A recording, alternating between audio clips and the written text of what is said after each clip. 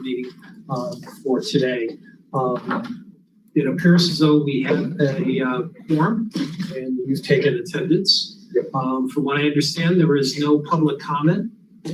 So I will note that for the record, which will lead us into the consent agenda, which is consists of the minutes from our last meeting, financial reports, and also the Regional Planning Commission staff reports. Are there any items that any of the commissioners would like to pull from the consent agenda? If not, I'd entertain a motion to approve the consent agenda as presented. Thank you, sir. Second. Thank you, Carl. All those in favor signify by saying aye. Aye. All those opposed, same sign. Now onto the regular agenda, which essentially is the items that need to be removed, which there are none. And so we'll move on to items for information and discussion. And first up today, we have a presentation, which is actually part of a continuing effort that Ray's been having in terms of bringing community groups in front of the commission, in which we interact with on a variety of things. Mid-Central Community Action. We were supposed to have Penny Foley, their executive director. She unfortunately had a conflict arise. So we have with us Joey Kelleher, who is the director of Affordable and Supportive Housing Initiatives for MCCA. Welcome, Joey. Thank you.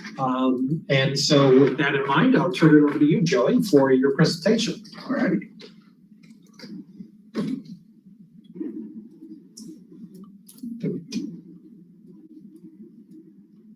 We'll try to make this one quick and easy for everybody too. Thank you very much. So we are Mid-Central Community Action. We educate, empower, and equip everybody here in the community. You guys are actually one of the first groups to see our brand new redesign. So this will be our new logo you'll see out here in the community. Around August, we will have an unveiling with Heartland Community College once their trade school gets up and running there. Basically our storage unit as well. So this all goes along with our rebranding as well. So Mid-Central is a dynamic nonprofit organization that provides proactive support, advocacy, and education for individuals and families in McLean and Livingston counties. Our important work serves to eliminate domestic violence, combat homelessness, and create a community hub for financial stability. Whether it be through providing housing for those in need or providing alternatives for those seeking assistance, we give people options and coaching to assist in providing hope for a positive future. So a lot of people don't know that we are in Livingston County as well. So with that is just our Next Step Financial Opportunity Center. Our permanent supportive housing mayor's banner is just really located here locally. And then our countering domestic violence unit is for all of McLean County. So Joey, how long's MCA been around? We were founded in 1965. So it was going by a different name at that time. And then I believe around the late 70s, early 80s, we converted our name into Mid-Central Community Action. So with that, our goal is to help break the cycle of domestic violence. We want to make sure that all of our survivors are safe. What we are really known for in this is Neville House. If you guys have heard of that, it's a hidden shelter here in the community. We also do court advocacy, support groups. This is our 24-hour domestic hotline, that 309-827-7070. So that is staffed 24/7, 365. You call it, somebody's there to answer for you. So this is just a small breakdown of what we do in our countering domestic violence unit.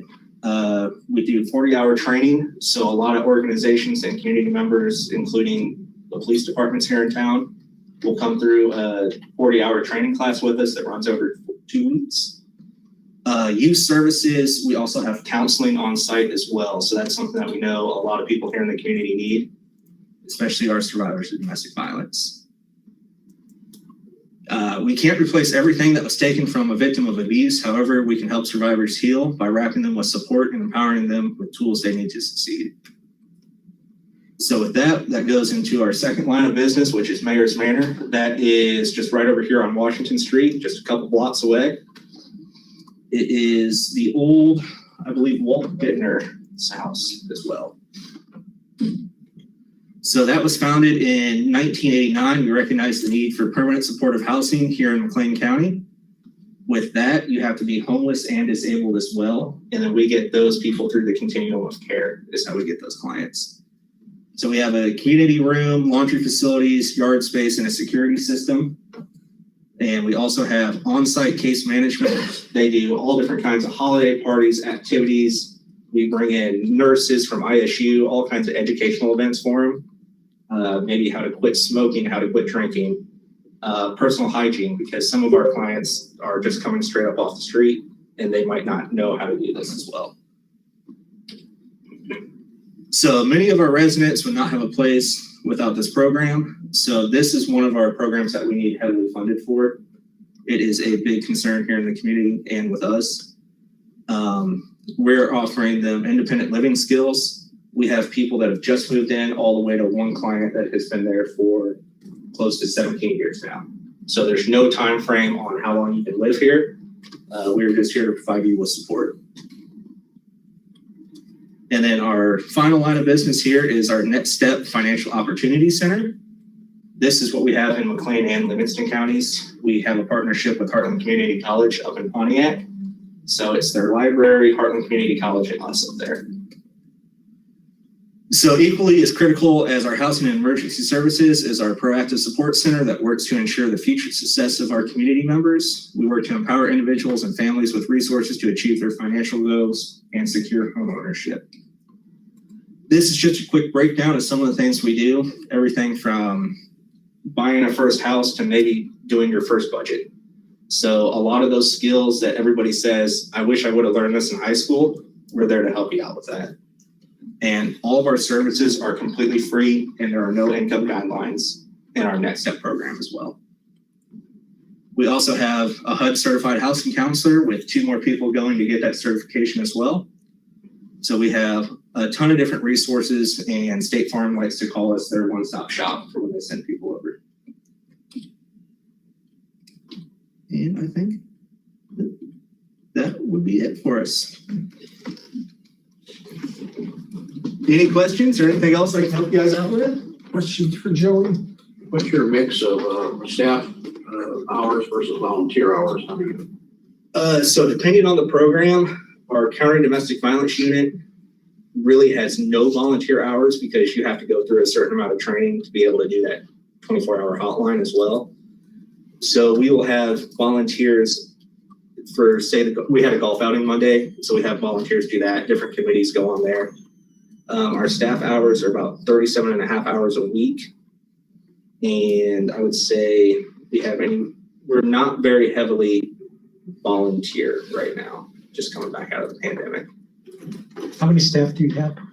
37 full-time and part-time, I believe, right now. 38. We actually just hired somebody on a couple days ago. So. And your source of funding? About 95% state and federal funded. What's your budget? That I would have to get back to you on that one. I believe last year it was about $3.5 million, but this year I'm not for sure off the top of my head. Other questions for Joey? I want to hit on the volunteer services. Is that an opportunity for you, or is that not feasible with what you're providing? No, I think it's an opportunity we're looking into. We're also looking into interns as well through the social services department. We just really haven't had the staff capacity to do that yet. But for volunteers, we are always looking for committee members as well as board members to join us. We've been very heavily pushing for new board members, just to diversify our board as well. The state and federal, I'm sorry, go ahead. No, please.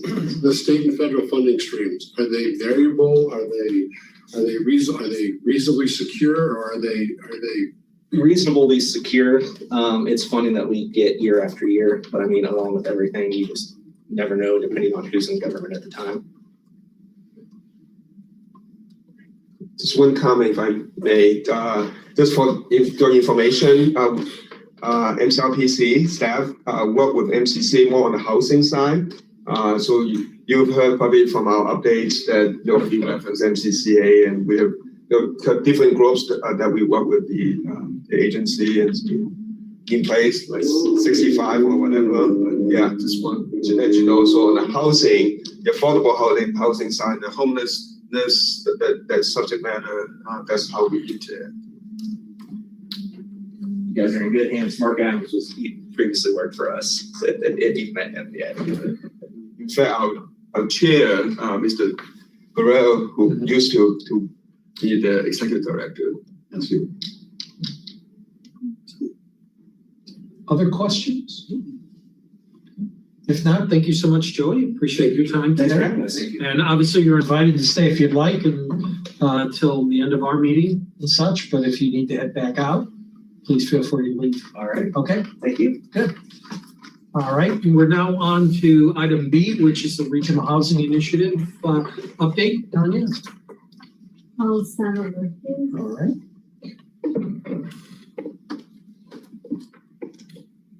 Can I sound? Yes. All right, so for data and research, MCRPC staff finalized the white paper, Preservation of LIHTC and Other Income Qualified Housing in McLean County, Issue 2B. And that was discussed and reviewed in the May staff committee meeting. MCRPC staff also submitted the City of Bloomington Q4 CBDG report, program year for 2022-2023. And we drafted the Regional Housing Initiative annual report from April 2022 to April 2023, and that will be presented on the next Affordable and Supportive Housing Committee during the June meeting. As for the RISE Housing Grant, the request for proposal is being finalized, and the agreement is pending final approval by the DCEO. And local updates, MCRPC staff hosted the staff committee meeting and presented updates from the Department of Housing and Urban Development and from the Illinois Housing Development Authority. Staff also attended the monthly Housing Assistance Coalition meeting, and we presented an analysis on the calls, cases, and financial assistance tracking from April and May 2023. And finally, MCRPC staff attended several meetings with external groups, including Invest Health and McLean County Community Health Council. That's it. Thank you. Thank you. Now on to the Vision Zero, Go Safe Plain County Action Plan project. Ray? Thank you. As you know, that we have related to transportation safety with 3 different grants, and they're kind of different stages of finalizing the agreement.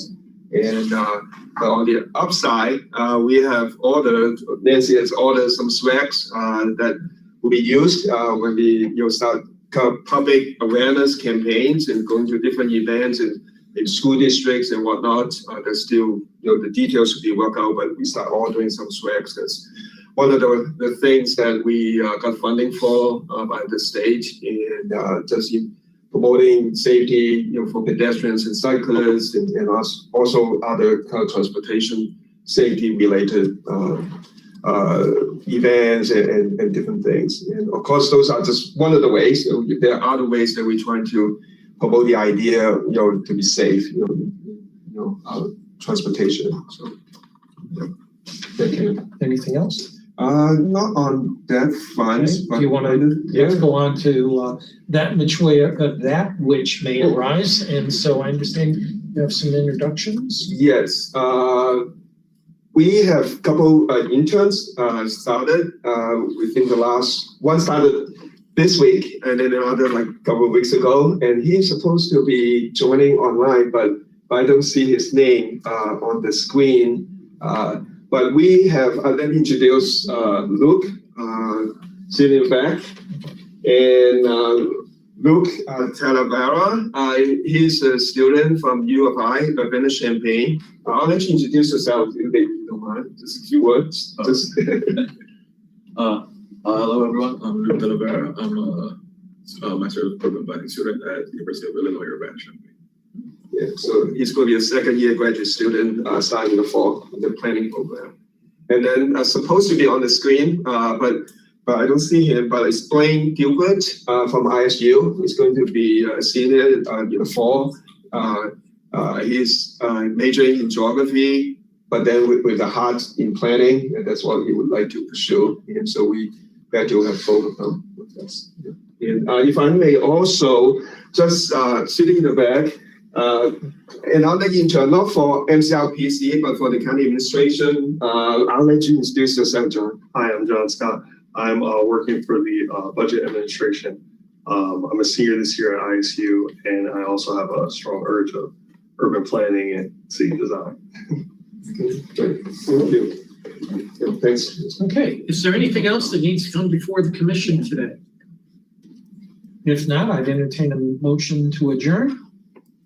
So moved. Thank you, Tony. Second? Thank you, Chief.